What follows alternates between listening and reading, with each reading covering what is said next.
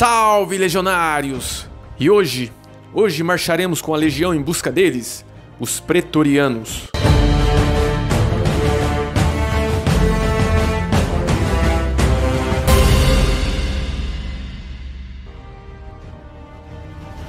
A guarda pretoriana era um grupo de legionários experientes encarregados de proteção do pretório, parte central do acampamento de uma legião romana, onde ficavam instalados os oficiais. Com a tomada do poder por Otaviano, transformou-se na guarda pessoal do imperador.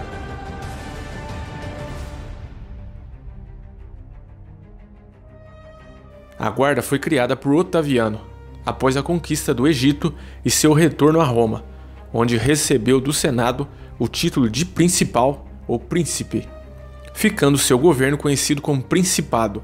Como príncipe, isto é, o primeiro cidadão da República e líder do Senado. Como imperador, ele assumiu o comando supremo do exército e criou a guarda pretoriana, encarregado de sua proteção pessoal. Como tribuno da plebe, possuía o poder de veto sobre as decisões do Senado. Como pontífice máximo, controlava a religião romana.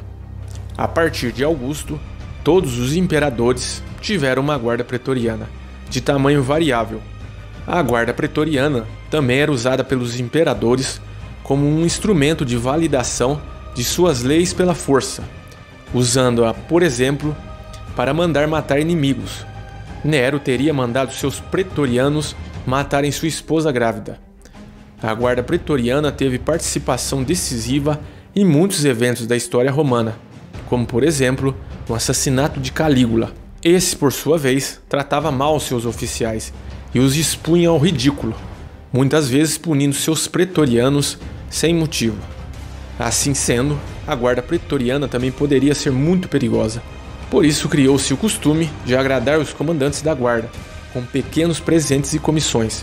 Após alguns anos de serviço, um legionário poderia pretender uma vaga na guarda pretoriana, que proporcionava melhores salários, benefícios e menor tempo de serviço. Mesmo após as reformas de Caio Mário, que introduziram para as legiões, entre outras coisas, os escudos retangulares, a guarda pretoriana ainda usava os escudos ovais do tempo da República. Isso servia também como uma demonstração de preservação dos velhos costumes.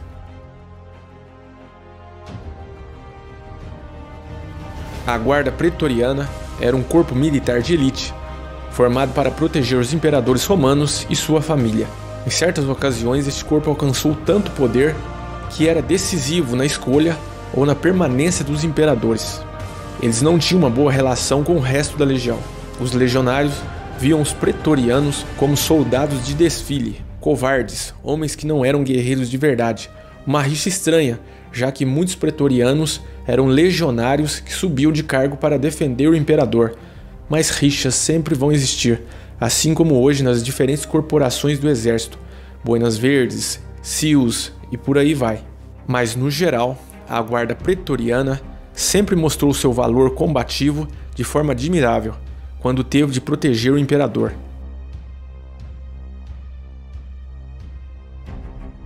A história da guarda pretoriana começa nos últimos anos do século I a.C. e nos primeiros do século I d.C. com Otaviano, mas sua real história é muito mais antiga.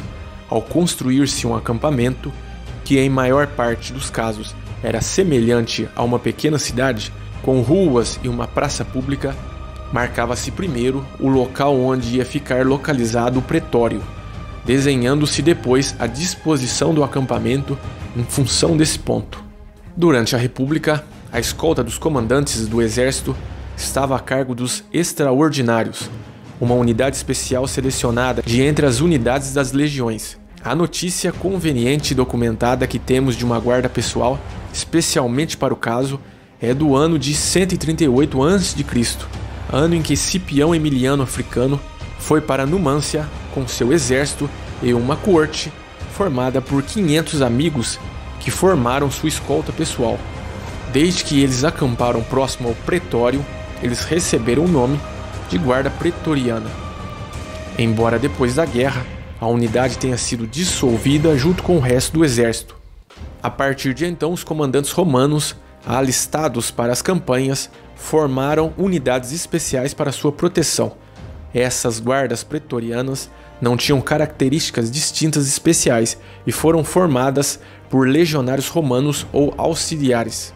Diante da morte de Júlio César, Otaviano e Marco Antônio conservaram a guarda pretoriana, que, de acordo com Apiano, alcançou 8.000 homens, o que nos dá 16 coortes, mesmo em um tempo em que havia dúzias de legiões espalhadas pelo mundo. Esse é um número muito considerável. Depois da vitória sobre Antônio, Otaviano fundiu seu exército com o de Antônio, em um ato simbólico que pretendia retomar a situação anterior à morte de Júlio César, ou seja, um exército unido e sem discórdias. No ano 13 a.C., Otaviano, agora Augusto, o imperador de Roma, regulamentou a guarda pretoriana como uma unidade especial militar, cuja função era a proteção da família imperial. Um legionário tinha que servir naquela época por 16 anos nas legiões. Porém, se completasse serviço na guarda, o tempo era baixado para 12 anos. De acordo com Tácito, no ano 5 d.C., foi adotado 20 anos nas legiões e 16 anos na guarda. Depois da vitória de Otaviano, agora dono do mundo, foi desmobilizado a maioria do gigantesco exército que tinha participado nas guerras civis e reduzindo o número de cortes pretorianas, deixando umas 30 legiões para a operação e reduzindo o número de cortes pretorianas a 9, de acordo com Tácito. Segundo Suetônio, 3 dessas cortes eram para os ambientes de Roma, enquanto as outras 6 eram distribuídas pela província da Itália. Até o ano 2 d.C., o comando de cada corte da guarda pretoriana estava a cargo de um tribuno da ordem equestre, um cavaleiro, mas Augusto unificou o controle em 2 tribunos. O tribuno de serviço ia todas as tardes à casa de Augusto, por volta da hora 8ª, para receber do imperador em pessoa a senha do dia.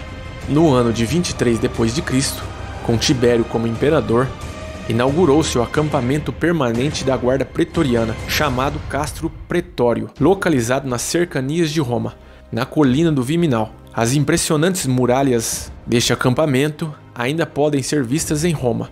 O acampamento da guarda ocupava uns 17 hectares, aproximadamente 2/3 de um acampamento da legião. Provavelmente tinha capacidade para aproximadamente 4.000 homens, embora os arqueólogos descobriram estruturas de amplificações dos barracões de 2 pisos e alojamento dentro das próprias muralhas, o que pode levar a crer que se podia alocar cerca de 12.000 homens sem problemas. Considera-se Tibério como um segundo fundador da guarda pretoriana, e por ter sido ele o criador do acampamento pretoriano, a guarda pretoriana passou a usar um símbolo de escorpião, que era o signo de Tibério, como distintivo da unidade militar, nos seus escudos e nos seus estandardes.